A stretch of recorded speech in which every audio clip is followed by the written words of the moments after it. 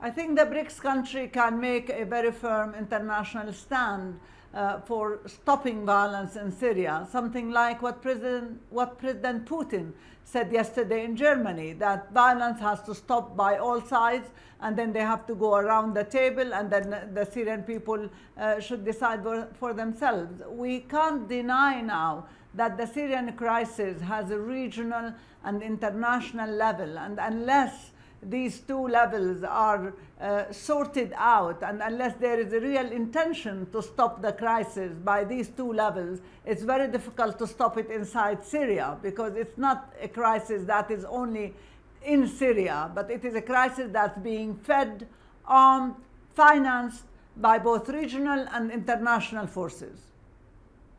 But the problem that we have been facing right from the beginning of the crisis till now is that the other side, you know, we have two sides. We have Russia and China and the BRICS on one side, and we have the Western side and some regional and Arab, unfortunately, countries who are with the Western side.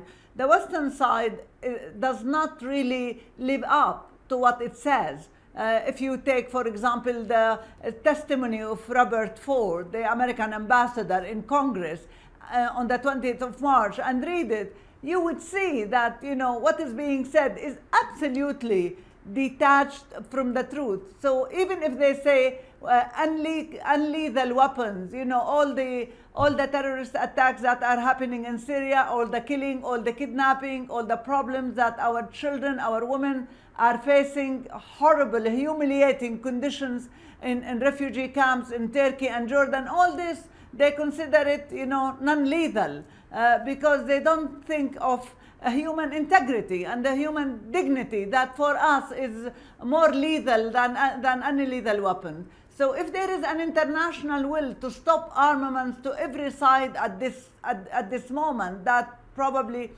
could be discussed. I mean, we have been hearing sometimes different statements, sometimes contradictory statements coming from Washington. On the one hand, they say we support Geneva Agreement. On the other hand, like Robert Ford saying, we support establishing court ruling in some areas. And if he comes and sees these court councils, they are the ones who are kidnapping, who are killing, who are applying what they call Sharia, but it has nothing to do with Islam.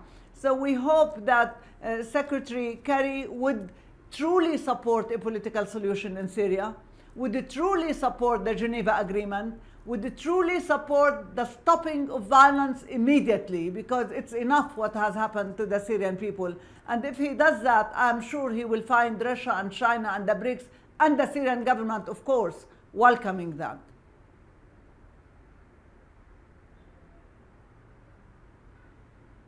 Shaaban, advisor to the Syrian president, thank you very much for being with RT today. Thank you very much, Sophie, for asking me to.